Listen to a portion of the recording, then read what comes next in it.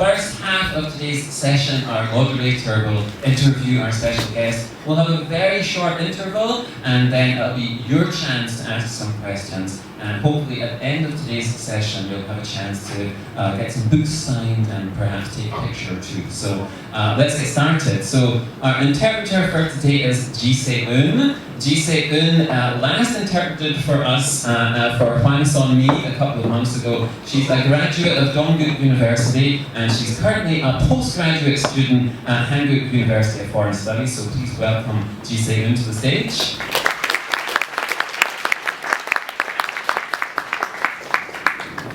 And we're very lucky to have a wonderful moderator with us today. Our special guest moderator today is Chris Lee, and as I'm sure many of you know, Chris is a very highly regarded writer in her own right as well. She was born here in Seoul, raised in America. Her debut collection of short stories, Drifting House, was nominated for and won several prestigious awards. So are some of her short stories won several awards as well. So we're very lucky to have Chris moderating for us again today. So please join me in giving her a big welcome.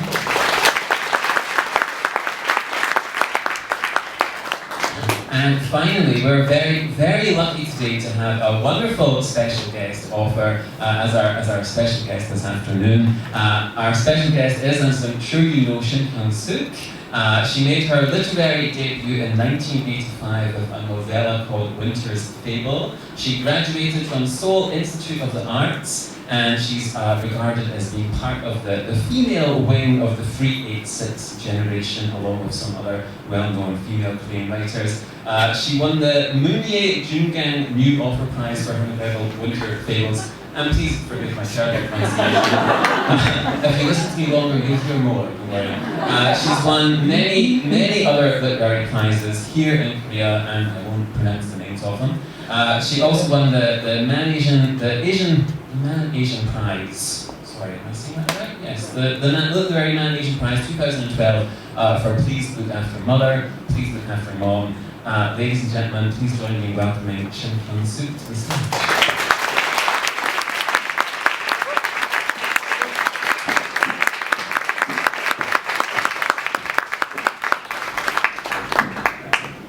이렇게 함께 자리에 와주신 여러분들께 참 정말 감사의 인사를 많이 드리고 싶습니다.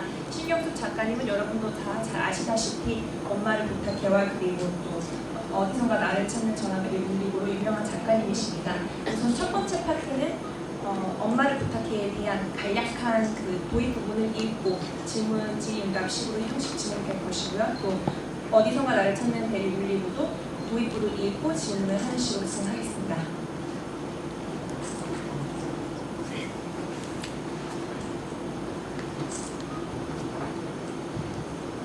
늦어서 미안합니다. Sorry for being late. 서울 사람이 서울도 더워집니다. Seoul light sometimes can get lost in Seoul as well. 지금 낭독해드릴 부분은 엄마의 부탁해, 그러니까 프레스부터 나는 첫 부분 제가 하고 지금 한국말로 첫 번만 낭독해드리고 그 다음에 첫 번. So I'm going to read out loud the first part, introductory parts of the book, Please Look After Mom, and the interpretation and translation will be followed after that. 한국말 음악처럼 들리겠지만 이따가 제가 엄마라는 발음이 나오면 맞아 이거 같다라고 생각하시면서 Although Korean language may sound like music or rhythmical to sound to you, but please take a note that when I say 엄마, that actually means mother.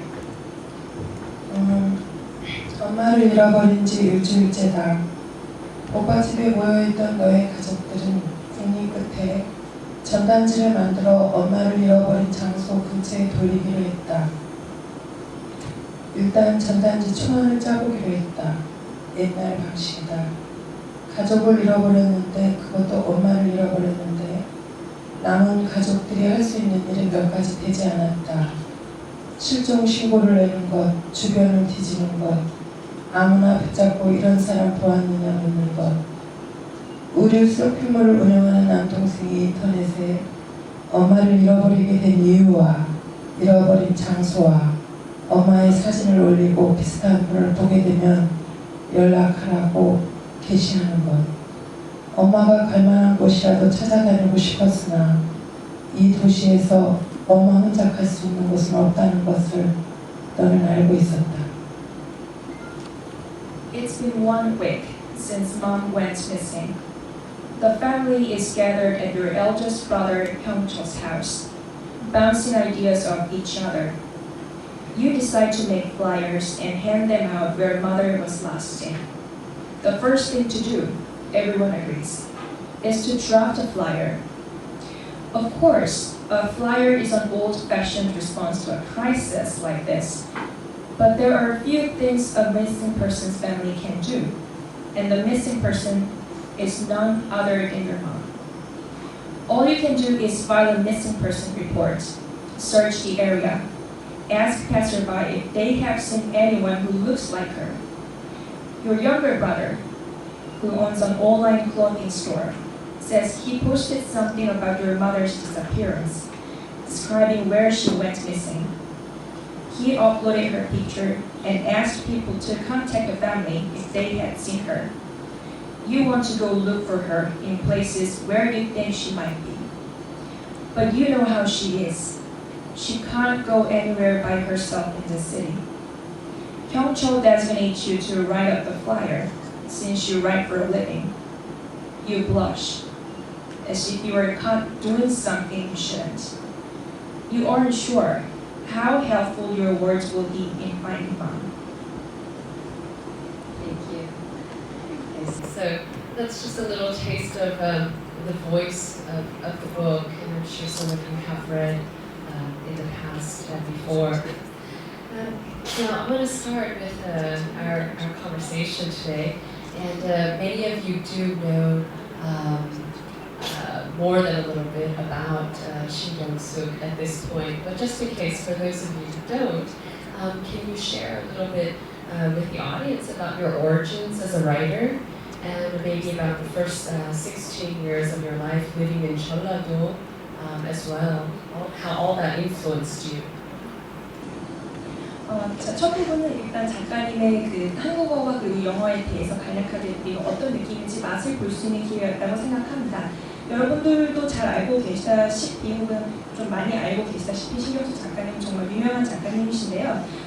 그래도 모르는 부분이 있을 것 같아서 준비한 질문 여러 개가 있습니다. 우선 처음으로 작가님이 글을 쓰게 된 계기에 대해서 여쭤보고 싶습니다. 또한 어렸을 적 16살까지 정읍에서 살았던 경험이 현재 소설가로서 작가님께 어떤 영향을 끼쳤는지가 궁금합니다.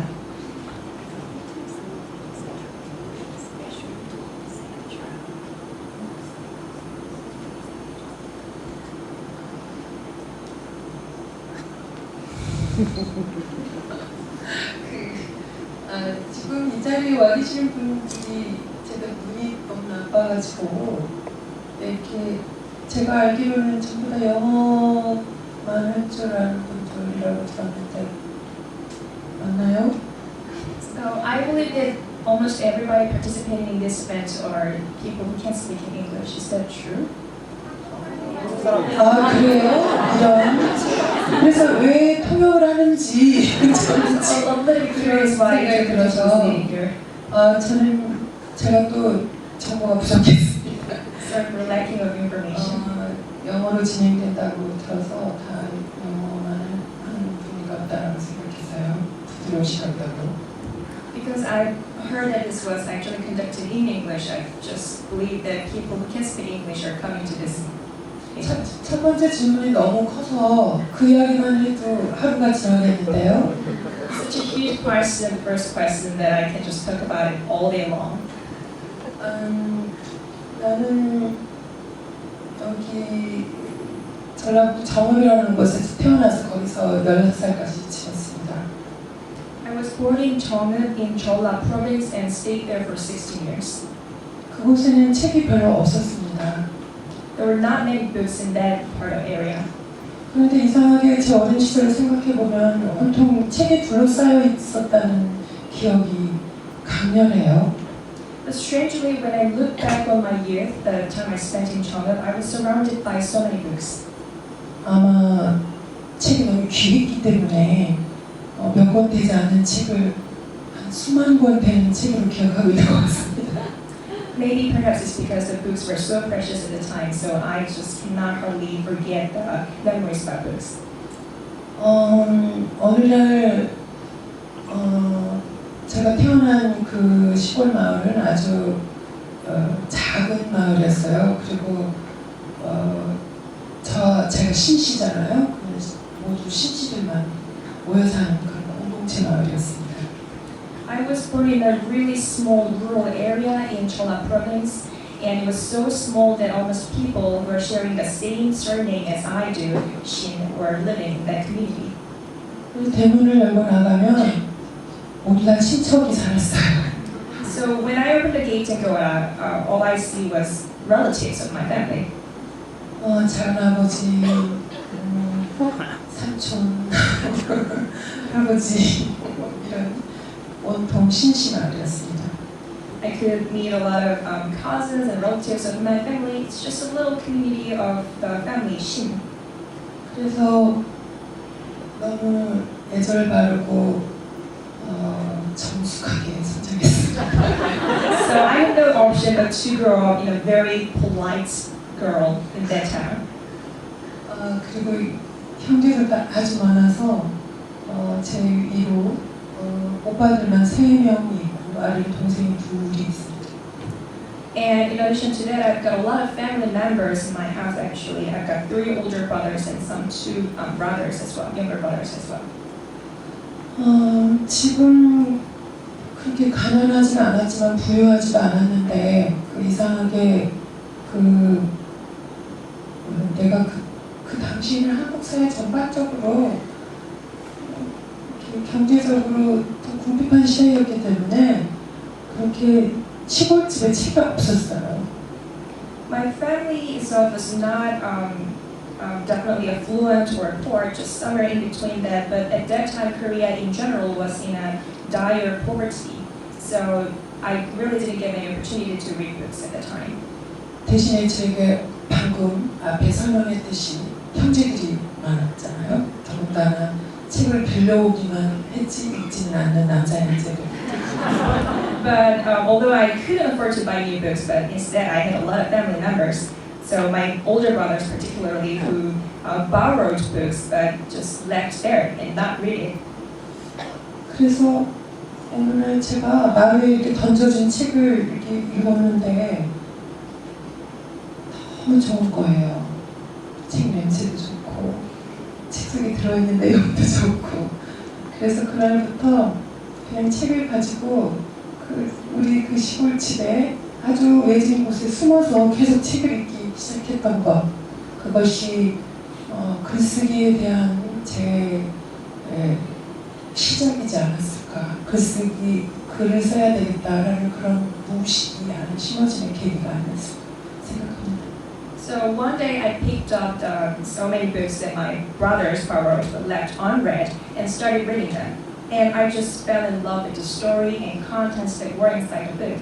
And from that point, I just delved myself into reading in the rural little house in the rural town. And I think that was the start of my reading and writing as a writer. 그 시골집에 다락방이나 헛간이나 지붕 어느 때는 지붕 저기나 이런 데에 가서 이 책을 읽다가 보면 그런 순간을 제가 매우 좋아한다는 걸 알게 되었고 그걸 그 책 속에 등장하는 사람들 그 사람들이 행복하지 않은 사람들이 등장한다는 거 무슨 이 세상에서 해결되지 않는 문제 아주 절박하고 상처받고 어떤 슬픈 그런 어떤 것들을 끌어안고 있는 존재들이 책 속에서는 주인공이라는 거 그것은 제가 아주 매우 깊이 매혹됐던 것 같습니다. So from that point, I started reading books in various places in my house, including small rooms or sometimes even on the roof. And I gradually found out that the protagonists in this novel were not people who were happy with their life, but those people who were sad, who were hurt in some way, and who were constantly faced with conflict in their life. And I was immensely attracted by that characteristic of books. 그래서 이런 글을 쓰는 사람들은 어떤 사람들일까 매우 궁금해졌고 어느 날 보니 저도 나 자신도 너무나 자연스럽게 책을 읽으면서 어떤 노트에 어떤 이야기들을 쓰고 있었습니다. Gradually, I got curious about these writers who work on stories about people who are unhappy with their life, and eventually, I also find myself writing stories on my own.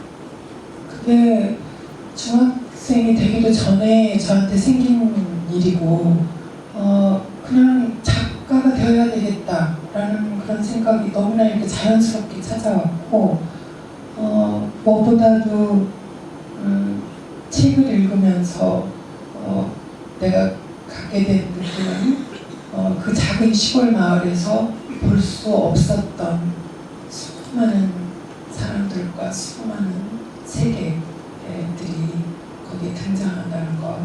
그래서 아마 책을 통해서 다른 세계를 꿈꾸게 된 것, 그것.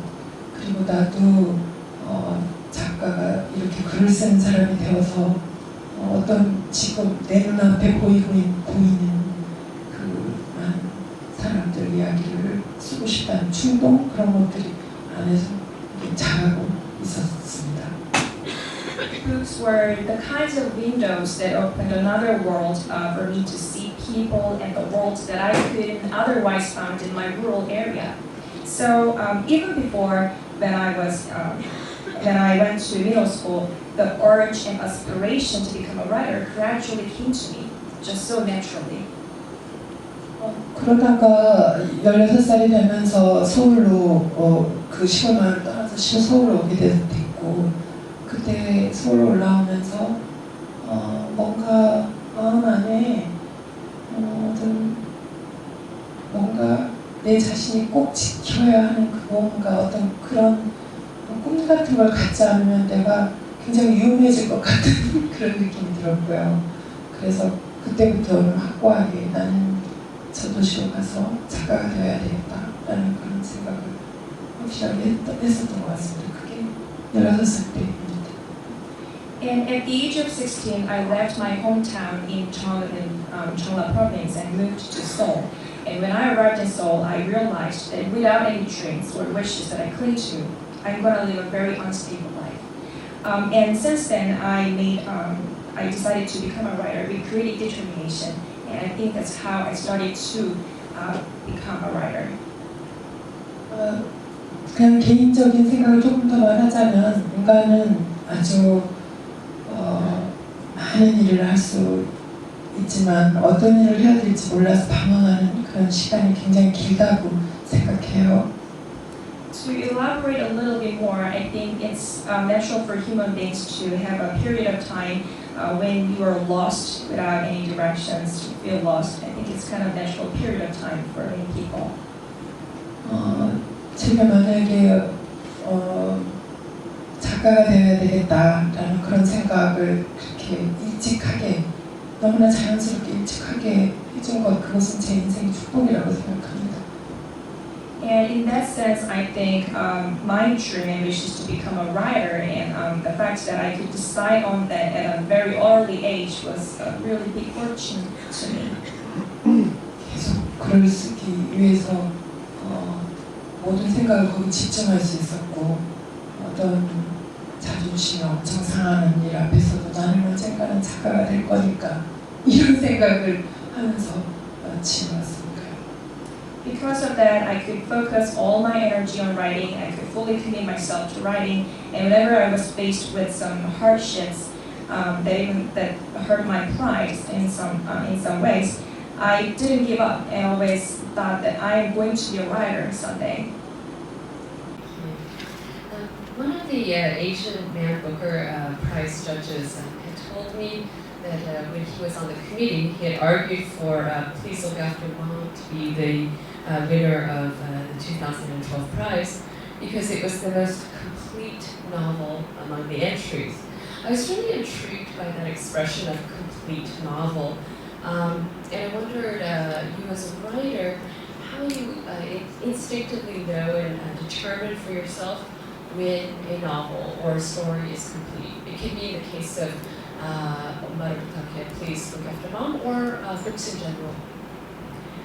어떤 맨 아시아 문학상 신서위원과 함께 얘기할 기회가 있었는데요. 그때 그 신서위원께서 한 말씀이 엄마를 부탁해는 아주 완벽하게 완성된 소설이기 때문에 꼭 수상작이 되어야 한다라는 말씀을 하신 적이 있었습니다. 저는 그때 이 표현이 참 인상 깊게 들렸었는데요. 혹시 작가님께서는 소설이 언제 완성되었다고 가능하시는지 또 그것을 작가로서 본능적으로 느끼시는지 그것에 대해 궁금합니다.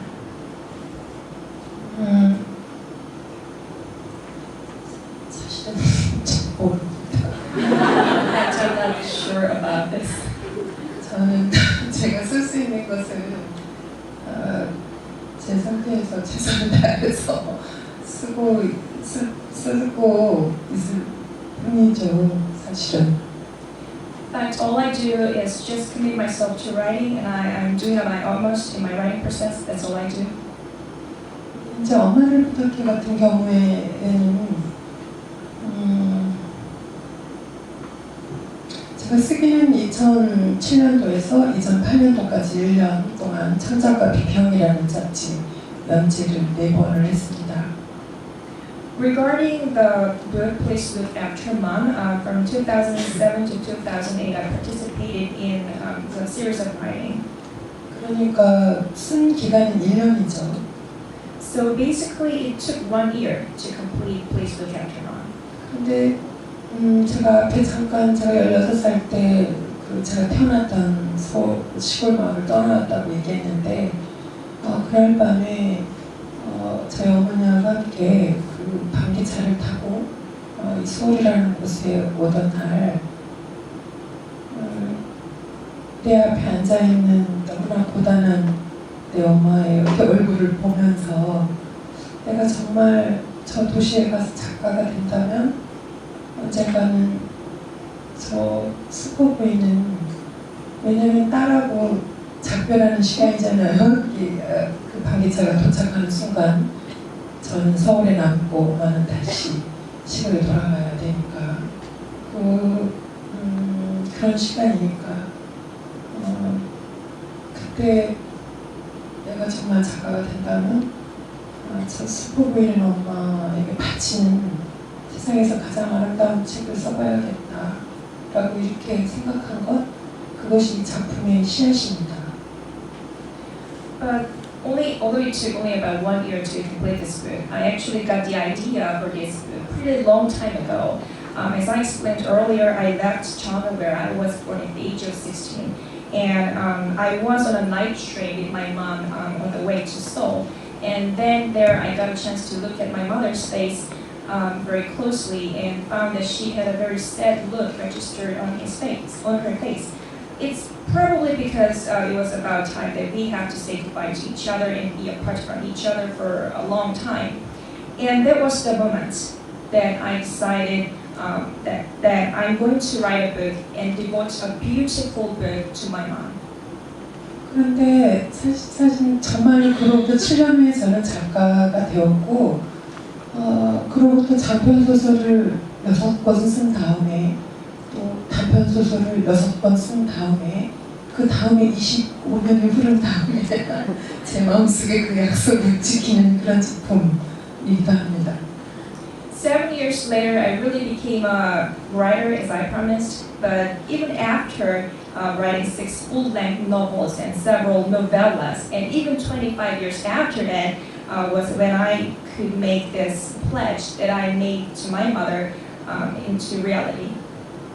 그래서 이 작품 안에는 쓰는 기간은 1년이었지만 제가 생각한 기간이 길었기 때문에 이 작품 안에 등장하는 어떤 문장들은 제 안에서 10년 전에 완성된 것도 있고 15년 전에 완성된 문장들도 있고 그래요. So although it took only about a year to complete this book had always been on my mind for a very long time, and even some of the sentences in this book were actually made 10 years or 15 years ago. 완성이라는 말을 했으니까 조금 더 얘기하자면, 그리고 이 작품 속의 마지막 장면에 엄마가 자기 자신에 대해서 얘기를 하면서 그 엄마가 환상 속에서 자기 엄마의 무릎을 베면서 이렇게 혼자 독백하는 장면이 나오는데 그 독백의 장면에 등장하는 문장이 엄마는 알고 있었을까? 나에게도 일생 동안 엄마가 필요했었다는 것을 이라는 문장입니다. 이 문장도 제 마음 안에서 아주 오래전에 완성되어 있던 문장이에요. 근데 어느 자리에 가서 그 문장이 자기 자리를 잡을 것인지 이것 때문에 글을 쓰는 순간은 항상 긴장되죠. 근데 그 자리에 가서 그 문장이 자리 잡는 걸 느끼면서 여기서 이 작품 끝을 내야 되겠구나 이렇게 생각했던 적도 있습니다. Regarding the word completion that was in the question itself, I want to talk a little bit about the last scene of this book. There is in the last scene, Mom, Park Sonia, actually talks about herself. It's more of a soliloquy where she talks about her life, and the last sentence there is, did Mom know that I myself needed a mom for all my life? Actually, this sentence came to me for a very long time ago, but I was not sure where to put it for a long time. And then when I finally realized the exact appropriate place for this last sentence, that was when I felt the completion of this book. 그런데 작품을 다 써놓고 이제 끝났다고 생각하고 잠시 쉬기 위해서 이태리로 여행을 갔다가 거기 베드로 성당에서 미켈란젤로의 피에타를 보게 됐습니다.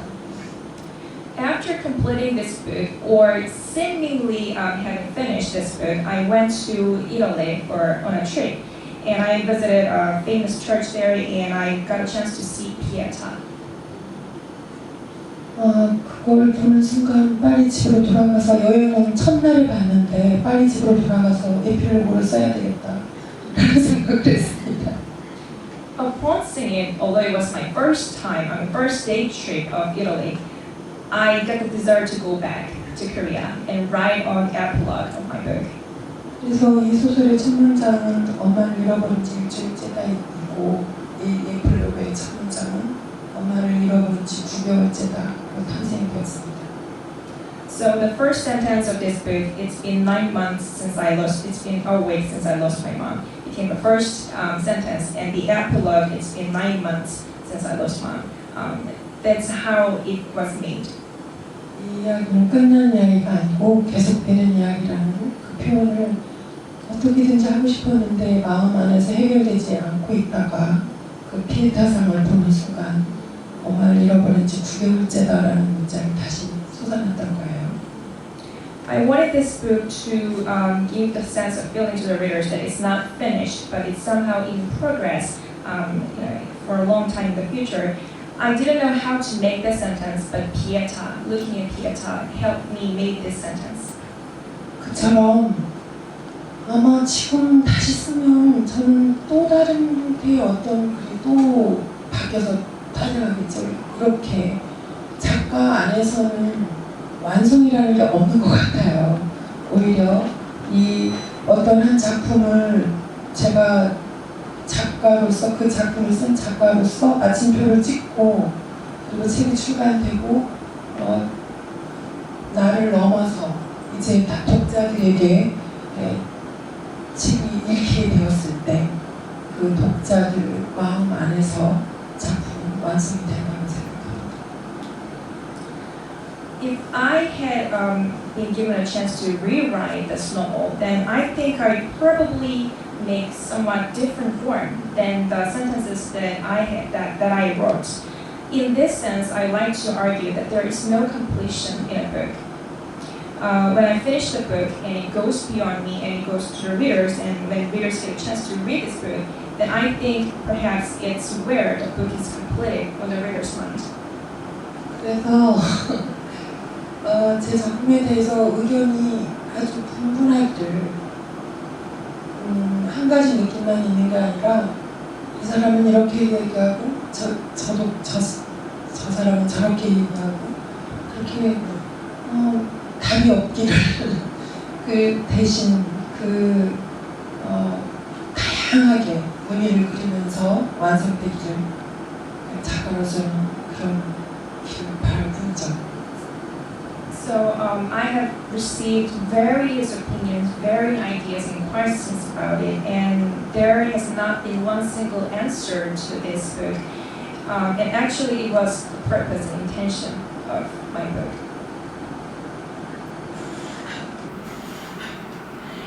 One of the things that you mentioned right now, the going to Italy and seeing the Pietà, that changed your idea of the ending, reminds me of Alice Munro, if anyone's read the story Floating Bridge. And she said it's one of those gifts that happened. She happened to see this floating bridge on a day trip, and the bridge unified and created the story for her that she was struggling with. She thought it was something that it wasn't, and the world is returned that gift to the writer. 사실 그 작가님께서 피에타 여행, 그 이탈리아에서 피에타 여행하다가 피에타를 봤을 때 이제 이 문장이 탄생하게 되었다라는 말을 들으니까 또 어떤 작가가 Floating Bridge라는 글을 쓸 때 여행하다가 막혔던 그 스토리에서 이것을 보고 돌파구를 찾았다는 그런 재미난 이야기가 생각이 납니다. I was on a panel with you at the London Book Fair called Separations. And in that panel, it was interesting because Please Look After Mom came up, and the moderator was focusing specifically on the idea of mother, and had brought up the point about that in Please Look After Mom, it is not solely about the mother, but what we also have is the separation between the city and the country, the past and the present. And what I also saw was this separation also, or distances, even separations, the distances between people of social, this idea of social class and education. I was wondering if these are themes that you find yourself returning to in your other work, or was it something that just came organically in the shaping of Please Look After Mom? 이번에 런던 북페어에 작가님과 함께 가서 어떤 이렇게 일련의 그 디스커션에 참가하기로 했었는데요. 그때 작가님이 엄마를 부탁해라는 소설에 대해서 말씀하실 때 이것이 꼭 엄마의 얘기에만 국한된 것이 아니라 또 다른 여러 가지를 포함하고 있다는 말을 든 적이 있습니다. 특히나 시골과 도시의 격차, 아니면 현재와 과거의 격차뿐만이 아니라 사회 계층과 교육 역시 사람 간의 그런 차이나 격차를 만들 수 있다고 저는 생각을 하는데요. 이런 점이 굉장히 흥미로웠는데요. 이 주제에 대해서 작가님 다시 관심을 가지고 계신 건지 아니면 이 책에만 국한된 것인지 그게 궁금합니다. 소설의 탄생이라는 것은 시하고는 약간 다릅니다. Starting a novel is slightly different than starting a quick poem. 이렇게 말하는 시인들이 발끈할지 모르겠지만 My latest comments might offend some poets. 소설은 어떤 상황에서도 그 작가가 살고 있는 사회 자체가 그 소설의 땅입니다. 대지이죠. In any novel, I do believe that the society in which the author is currently living is the foundation of the novel. 그래서 그 작가가 살고 있는 동시대의 사람들 그리고 관계를 맺고 있는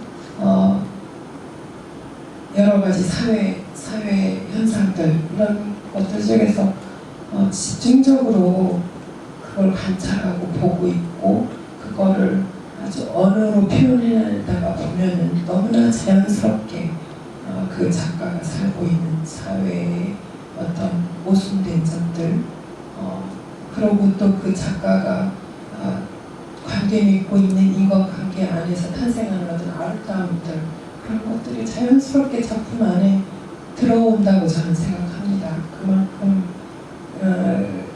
시인하고는 다르다라는 이야기에 조금 더 보태서 얘기하자면 말하자면 소설가는 모국어와 거의 운명을 함께 하는 거죠. 그러니까 그 일컬레지오가 한 말인데 소설가한테는 조국이 나라가 아니라 자기 모국어다라는 그런 말을 한 적이 있는데 매우 깊이 동감을 했습니다. So in that sense, I myself as a writer also pay great attention to the people who are living in the contemporary era with me and some current issues that's happening in my society. And I do believe that naturally these kinds of problems that I see in the society that I'm currently living and the beauty and beautiful memories that I have shared with the people come out in my novels as well. To elaborate a little bit more about the difference that I mentioned between the writer and poet is that novel is all about the mother tongue that the writer has. One famous person once said that the home country for a writer is not the country, but mother tongue is the home country for a writer. 그래서 제가 쓰는 그러니까 제가 등단을 22살 때 했는데 22살 때 썼던 첫 작품이 겨울화라는 그런 단편 소설인데 그 작품에서부터 제가 최근에 쓴 장편 소설이라고 하면 장편 소설로 최근에 쓴 소설로 그냥 예를 들자면 어디선가 날 찾는 전화벨이 울리고까지 그 안에 흐르고 있는 모든 것들이 내가 살고 있는 사회에서 보여준 내가 보게 된 그런 여러 가지 모순들, 개국관계들, 또 있어서는 안 될 일들, 서로 상처 주고 상처받는 일들, 사회적인 것도 물론이고 개인적인 것도 그렇죠. 그러나 단순 그것만 있는 것도 아니잖아요. 그 안에서 싹 트는 어떤 운명 같은 그런 만남들, 사랑하는 관계들, 또 노동이나 소외받는 사람들의 이야기들, 어떤 소설 자체의 운명은 약간 처음에 얘기했듯이 뭔가 일이 잘 풀리고 행복하고 이런 사람들에게 초점이 맞춰지는 게 아니라 비극적이고 일이 잘 되지 않고 영원히 어쩐지 숨도 잘 못 쉴 것 같은 그런 어떤 익명의 존재들의 더 그들의 편을 드는 것이 소설의 운명이기도 하기 때문에 그게 자연스럽게 제 소설 안에 등장하고 있다고 생각합니다. From the Winter's Fable, with which I made my literary debut at the age of 22, to the recent novel, full-length novel, I Will Be There, to this date. So across all the books that I have written so far, I believe that the content and stories in this book include some ironic things, social problems or personal problems that I've seen in this society. But besides that, there's also some destiny, love, affection that I have seen or shared with my people around me. And also, one of the characteristics of my books is that it describes people on the margin of society. One reason why I describe people on the margin of the society is because it has been my long-held conviction that the role of a writer is to depict not some people who are fully content with their life, but people who are faced with tragic situations and people who are constantly facing some conflicts in their lives. 원래는 제가 한마디 하면 한마디 번역해주고 이렇게 하기로 했는데 제가 이렇게 잊어버리고 제 이야기를 너무 길게 얘기하고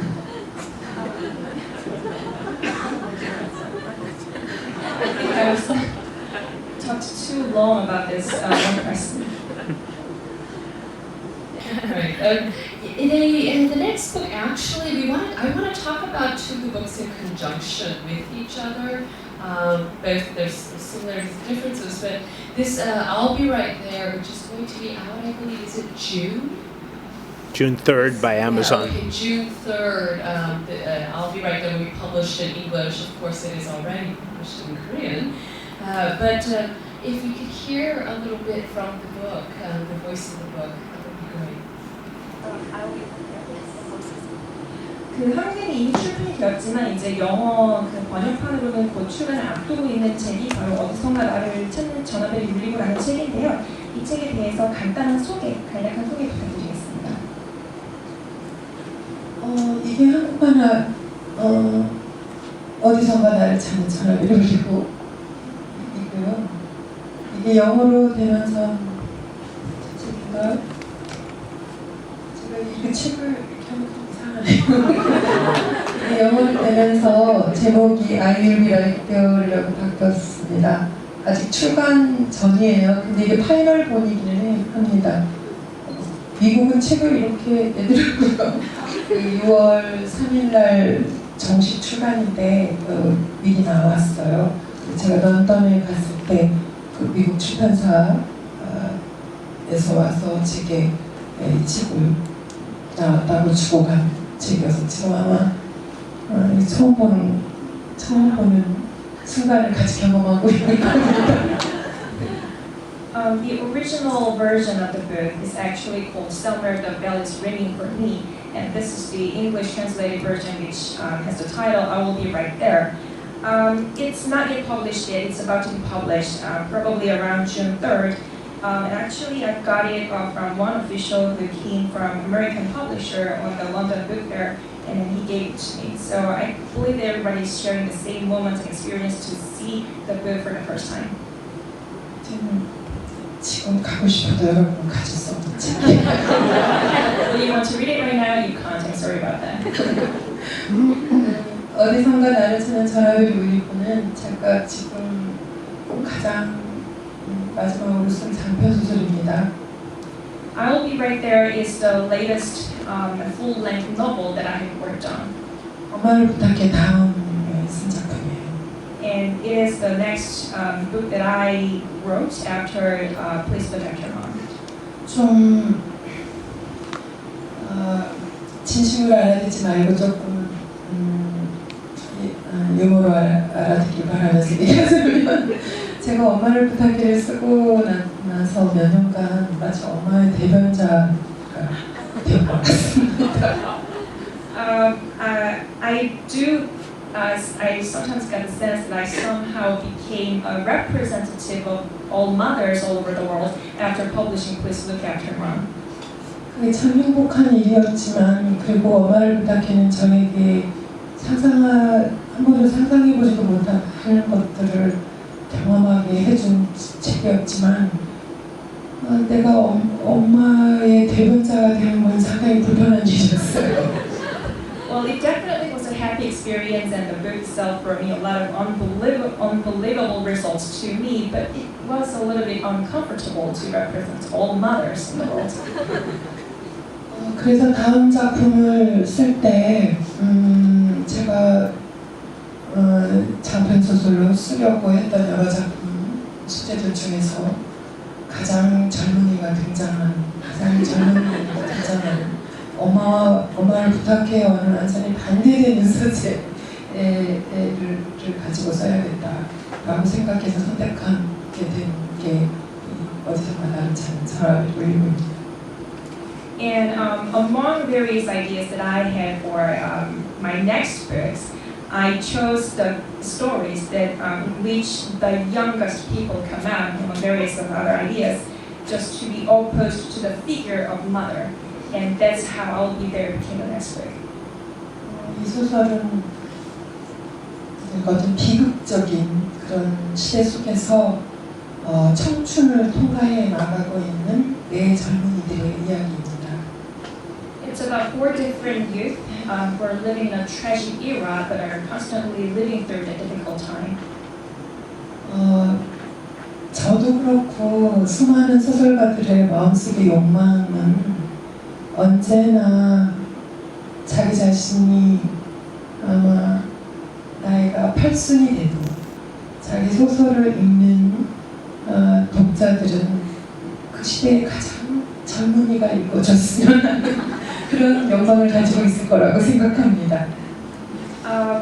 I personally, me, but also as well as other numerous writers, I believe that have this exactly same dream that perhaps at the age, even when I reach the age of 80, the audiences to be the youngest as young as possible.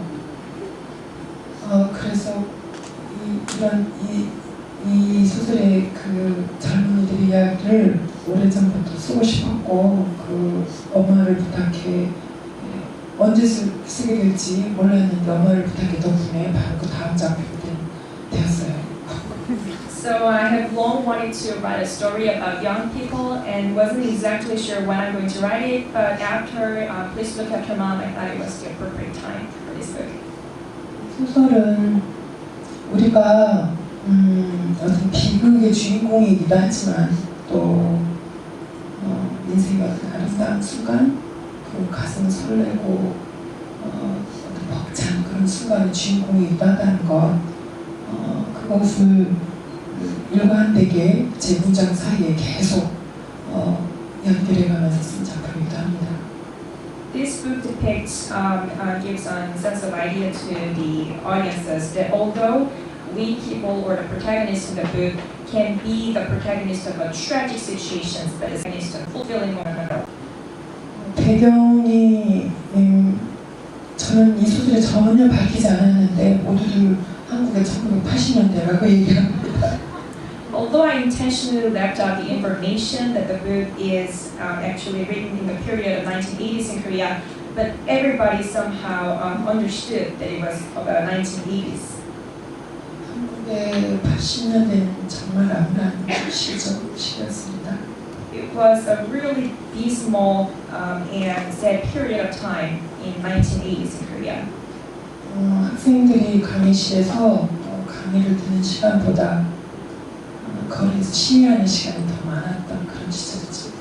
A lot of students spend more time protesting outside school rather than studying inside school.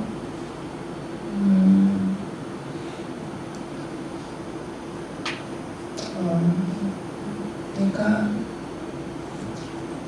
오문사 같은, 그러니까 군대에 가서 돌아오지 못한 사람들도 많았고 실종사, 학생운동을 하다가 어디로 사라졌는지 알 수 없이 옆에 돌아오지 못한 사람도 많고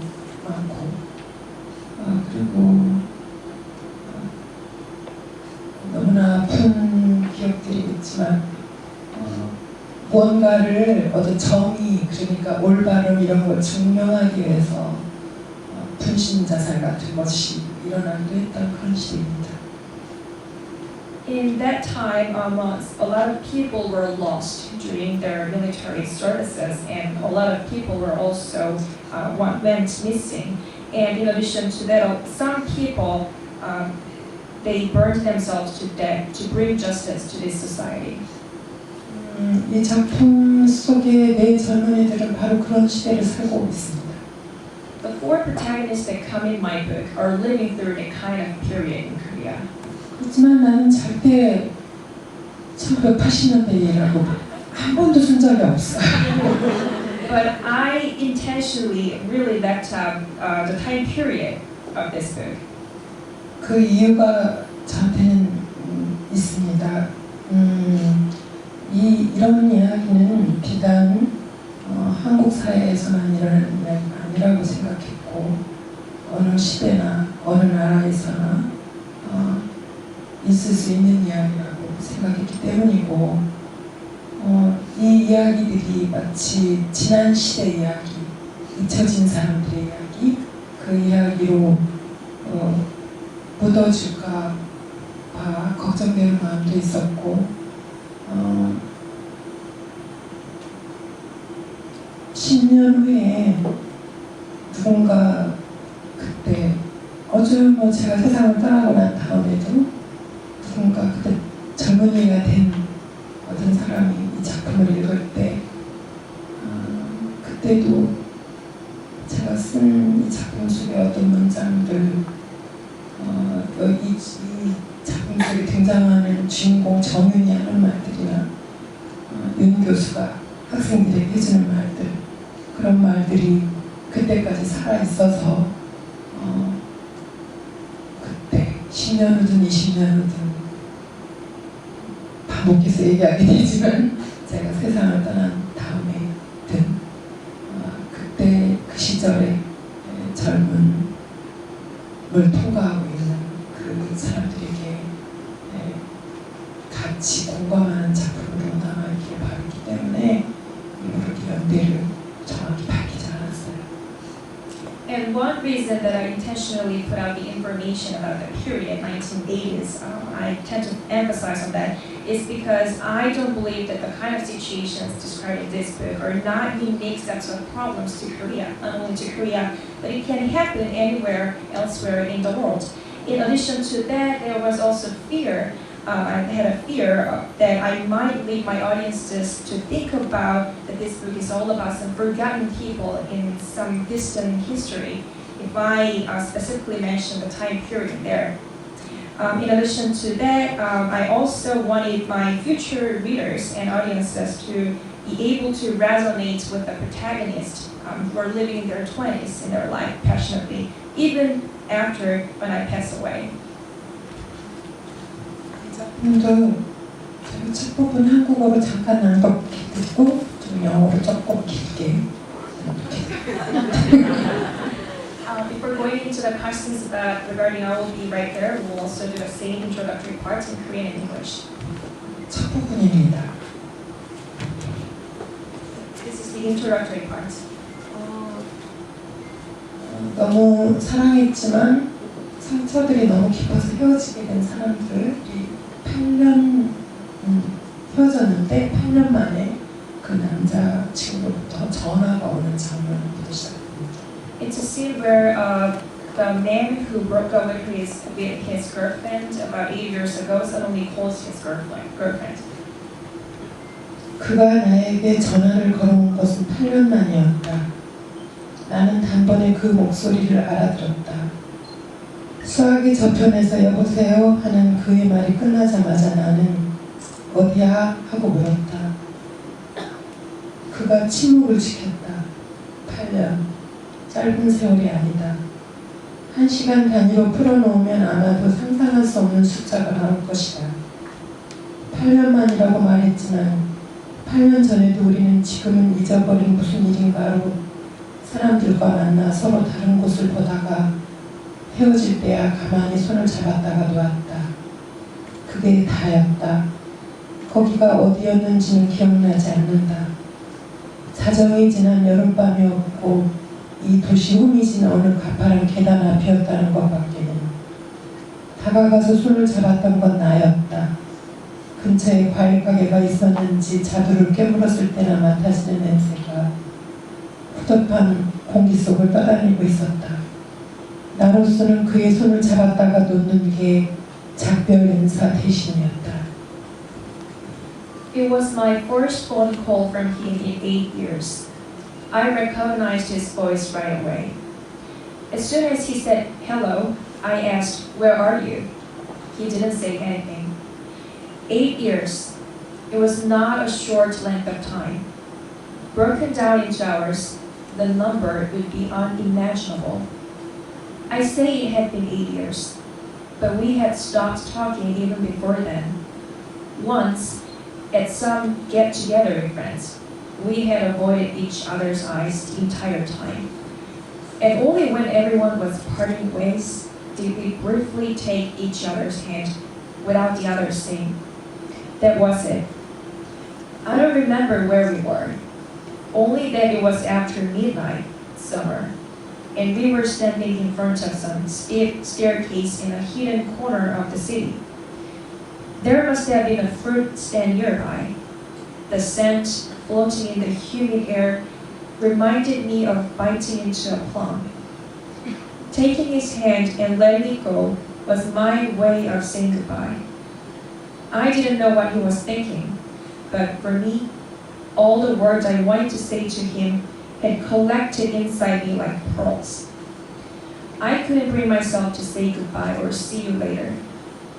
If I had opened my mouth to say a single word, all of the other expired words would have followed and spilled to the ground, as if the string that had held them together had snapped. Since I still clung to the memory of how we had grown and matured together, I was vexed by the thought that there would be no controlling my feelings once they came undone. But outwardly, I feigned a look of composure.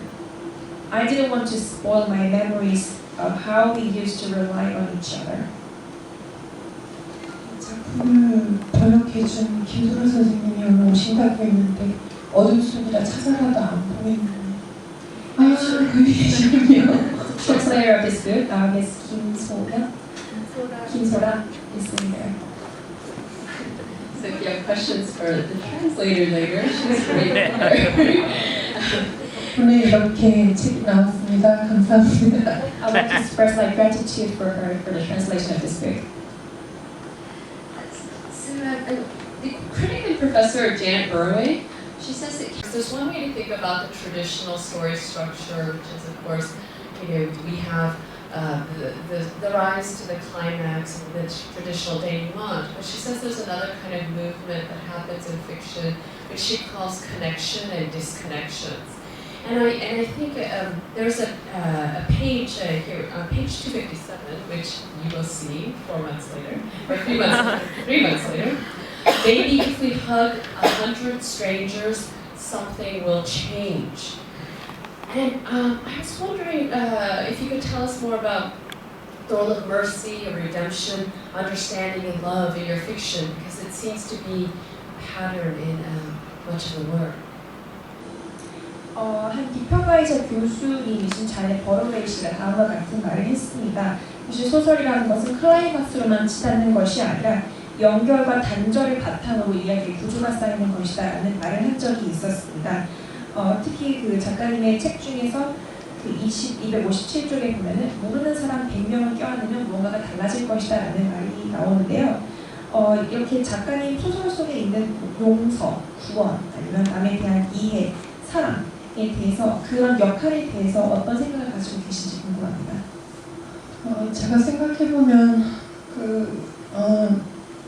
그냥 어린 시절에 제가 책을 좋아하고 어떤 작품, 문학 작품, 특히 문학 작품들, 해외 문학을 비롯해서 한국 문학도 마찬가지고 그 작품들을 읽으면서 제가 느낀 거는 정말 문학 작품 안에서 그 좀 모성 같은 걸 느꼈어요. 굉장히 어떻게 표현할 수 없는 모성이죠. 아주 이건 작가가 되어야 되겠다라고 그건 그 일을 해봐야 되겠다라고 생각하게 해준 것의 시발점인지도 모르겠어요.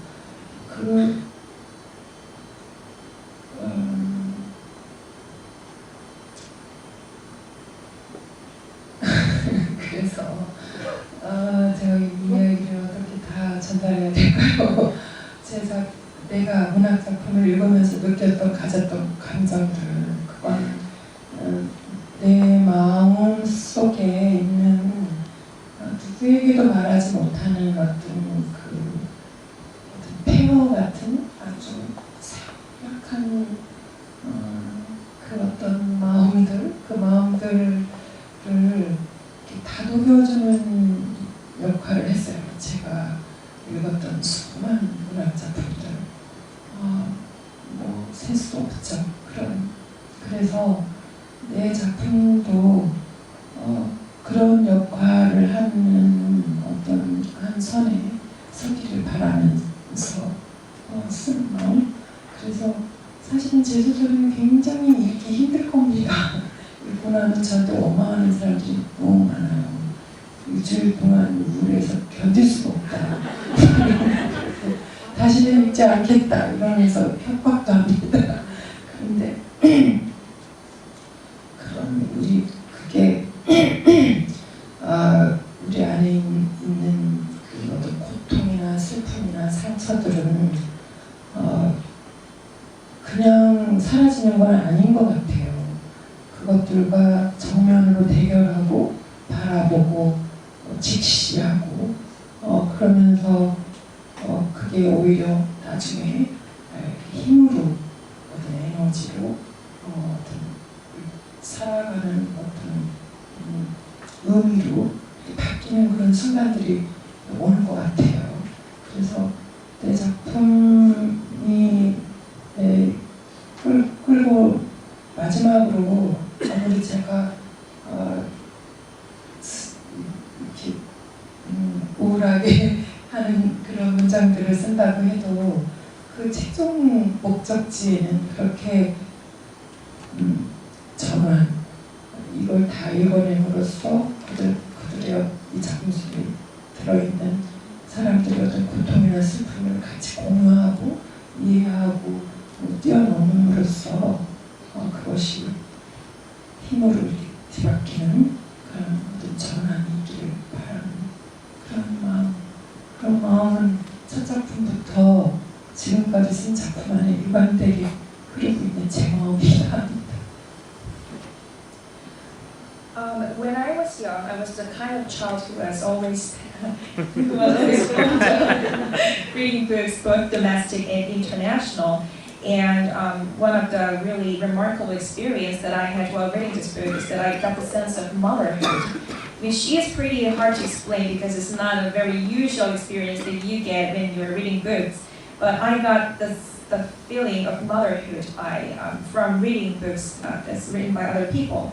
It really truly was a remarkable experience that helped me calm down and soothe my devastating feelings, or sometimes also worked as kind of a remedy to my pains and hurts that I had in my life. I believe that this kind of experience made me want to become a writer, and my books want my books to assume the exact same role of the books that helped me when I was in difficult situations. I accept and I admit that my books are not very easy to read, and I've also seen some readers who complain that they have suffered depression for a week after reading my book, and some even say that they're never going to read my book again. But the bottom line of all this is that I want to emphasize that although my book may contain some depressing ideas or stories behind it, but I actually want them to be a turning point for the readers to look back on their life and get the energy to live earnestly and passionately in their life. There's a question that we briefly started talking about in the back, and I was interested in continuing that answer, so I'm going to bring it up here. Anton Chekhov once said that the role of the artist is to ask questions, not answer them. And the two books we have here that are translated in English are so distinct, and I was interested in what kind of questions, in retrospect, because I think, again, when you're writing a book, those things aren't present per se, but in retrospect, you start to, I think, maybe see what kinds of questions the book is asking, and for you, what might those be? 또 작가님에 대해서 이렇게 한 가지 더 질문 드리고 싶은 게 있는데요. 사실 어떤 유명 인사가 하는 말에 따르면 그 책이라는 것은 사실 해답을 주는 것이 아니라 질문을 던지는 것이다라는 명언을 남긴 분이 있습니다. 이에 대해서 작가님께 여쭤보고 싶은 것이, 사실 소설가의 역할은 이야기를 풀어나가는 사람이지만 또 여러 가지 문제점을 우리에게 시사해 줄 수도 있고 또 던져줄 수 있다고 생각하거든요. 이에 대해서 작가님 책에는 어떤 문제점을 우리에게 시사하고 싶은지 그것이 궁금합니다. 근데 그 말을 한 사람이 명사인가요? 그거 제가 했는데. That actually was what I said.